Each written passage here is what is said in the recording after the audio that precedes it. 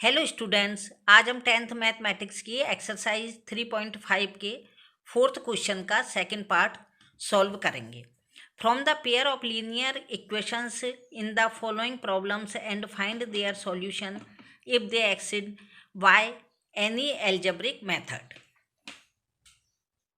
इसका second part है a fraction become 1/3।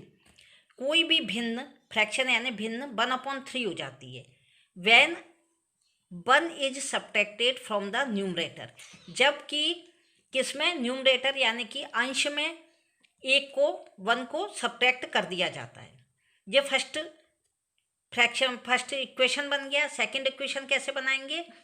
And it become 1/4। कोई भी जो भिन्न है या फ्रैक्शन 1/4 हो जाता है। कब हो जाता है? When 8 is added to its denominator, जब उसके हर में हम 8 को प्लस कर देते हैं। फाइंड द फ्रैक्शन, हमें भिन्न ज्ञात करनी है। इस वीडियो में हम 4 क्वेश्चन का केवल सेकंड पार्ट ही अभी सॉल्व करवाएंगे, क्योंकि first part, third part, fourth और फिफ्थ पार्ट परीक्षा की दृष्टि से बिल्कुल महत्वपूर्ण नहीं है। आप पिछले वर्षों के जो बोर्ड के पेपर हैं उनको उठाकर देखिए। जिन क्वेश्चन की लाइन 2 या 2 से अधिक होती है वह पेपर में नहीं आते हैं। अतः हम अपनी वीडियोज में अभी जो इम्पोर्टेंट क्वेश्चन नहीं है उन्हें नहीं सॉल्व करेंगे। फुल कोर्स होने के बाद एग्जाम्पल के सारे सम, मिसलेनियस और जितने भी सम जो हमने छोड़े हुए हैं वह हम सब फुल कोर्स उसका करवा देंगे। अब हमारा जो सेकंड क्वेश्चन है उस पर हम आते हैं कि उसमें क्या लिखा था कि जो भी 1/4 क्या हो जाती है, 1/3 फ्रैक्शन हो जाती है। अब पहले ये देखते हैं कि उसमें हमें पूछा क्या है, हमें फाइंड क्या करना है। तो हमें फाइंड करना है, फाइंड द फ्रैक्शन, भिन्न ज्ञात करनी है। तो जो चीज़ हमें ज्ञात करनी होती है उसे हम मानते हैं यानी कि लेट। तो इसमें हम क्या लिखेंगे?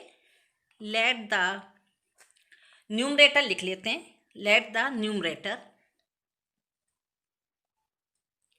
Numerator be x and denominator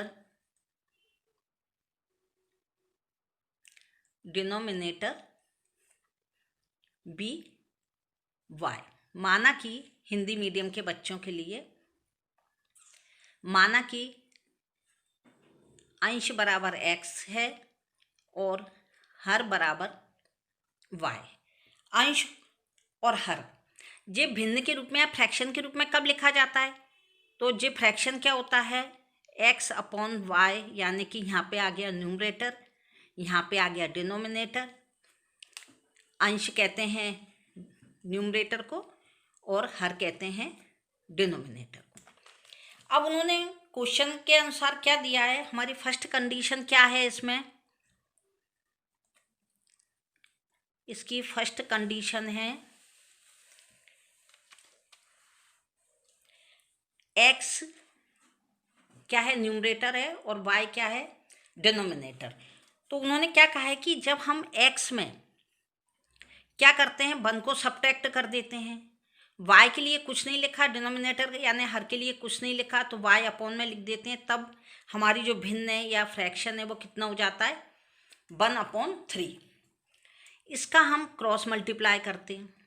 तो इस पूरे का यदि हमने इससे क्रॉस मल्टीप्लाई किया तो 3 को बाहर लिखेंगे, x - 1 इधर लिखेंगे और y का 1 में करेंगे तो 1y आएगा। 1 को लिखा नहीं जाता।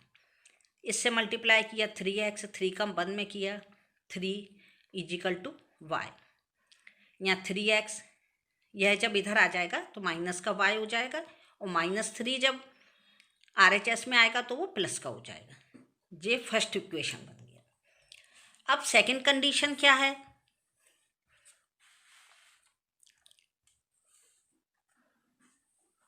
सेकंड कंडीशन हमारी है कि उन्होंने क्या कहा है कि जब हम न्यूमरेटर में क्या करेंगे, कुछ भी नहीं, न्यूमरेटर एज इट इज है, लेकिन हम जब डिनोमिनेटर यानी कि हर में 8 को प्लस कर देते हैं तो वो क्या हो जाती है?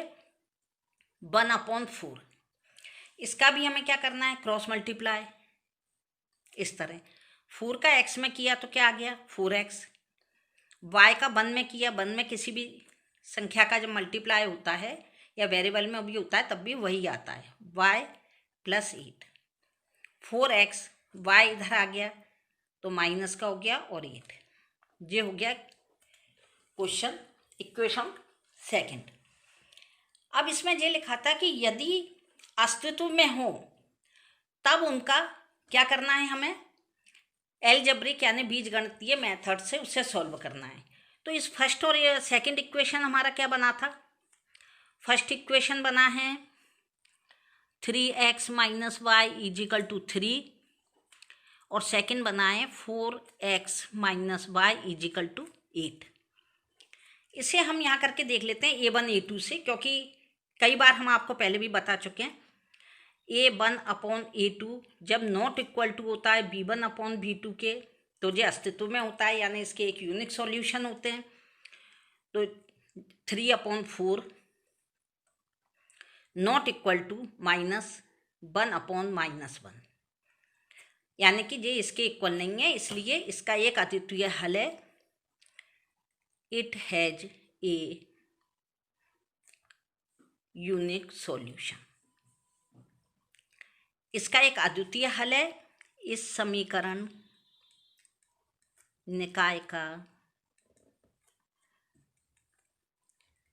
एक अद्वितीय हल है। जब इसका एक अद्वितीय हल है तो उसको हमें क्या करना है, बीजगणितीय मेथड से, किसी भी बीजगणितीय उससे सॉल्व करना है।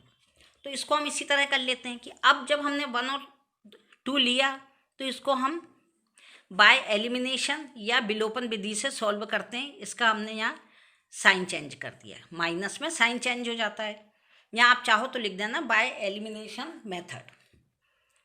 ये 4 माइनस के 3 प्लस के तो x माइनस का बच गया। यहाँ 8 माइनस के 3 प्लस के तो माइनस के 5 हो गए, माइनस से माइनस कैंसिल हो गया, x की वैल्यू आ गई 5। अब पुटिंग द वैल्यू